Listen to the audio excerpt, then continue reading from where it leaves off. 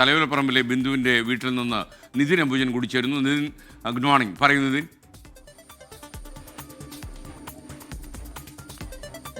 Good morning. Navami അല്പസമയത്തിന് തന്നെ Kottayam medical കോളേജിലേക്ക് ഇറങ്ങും. ഞാനിപ്പോൾ നിൽക്കുന്നത് തലയോലപ്പറമ്പിലെ നവമിയുടെ വീട്ടിലാണ്. ബിന്ദുവിന്റെ വീടാണിത്.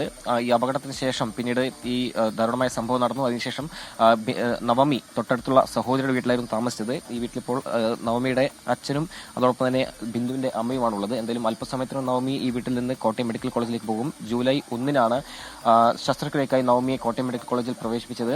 അതിനിടയിൽ പിന്നീട് കഴിഞ്ഞ വ്യാഴാഴ്ച ഈ ദാരുണമായ അപകടമുണ്ടായി. പിന്നീട് ചികിത്സ പൂർത്തിയാക്കാൻ കഴിയാതെ നവമി ഇവിടേക്ക് വരികയായിരുന്നു. എന്തായാലും 2 ശസ്ത്രക്രിയയാണ് നവമിക്ക് വേണ്ടത്. ഒന്ന് സ്പൈനൽ കോഡുമായി ബന്ധപ്പെട്ട്, അതിനുശേഷം പിന്നീട് ഇൻഫെക്ഷൻ കഴുത്തിലേക്ക് പോയിരുന്നു. അതുകൊണ്ട് തന്നെ 2 ശസ്ത്രക്രിയ വേണം. അടിയന്തര ശസ്ത്രക്രിയ വേണ്ടതുണ്ട്. അതുകൊണ്ട് തന്നെയാണ് ഇന്നത്തെ മരണാനന്തര ചടങ്ങുകൾക്ക് കാത്തു നിൽക്കാതെ നവമി രാവിലെ 7-ഓടുകൂടി തന്നെ ആശുപത്രിയിലേക്ക് പോകാൻ ഒരുങ്ങുന്നത്. അതിന്റെ ചില തിരക്കുകളിലേക്കാണ് നവമി ഇപ്പോൾ കടന്നിരിക്കുന്നത്. എന്തായാലും അല്പസമയത്തിന് തന്നെ നവമി ഇറങ്ങും.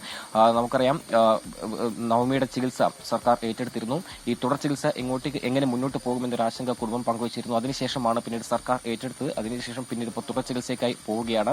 ഒരു മെഡിക്കൽ ബോർഡ് രൂപീകരിച്ച് മെഡിക്കൽ സംഘം ഇപ്പോൾ നവമിയെ കാത്തിരിക്കൊണ്ട് ഏതാണ്ട് 8-ഓട് തന്നെ നവമി മെഡിക്കൽ കോളേജിലെത്തും. അല്പസമയത്തിനകം നവമി ഈ വീട്ടിൽ നിന്ന് പുറത്തേക്ക് ഇറങ്ങും. SKN. Okay, thank you. Nithin അംബുജനാണ് വിവരങ്ങൾ നൽകിയത്.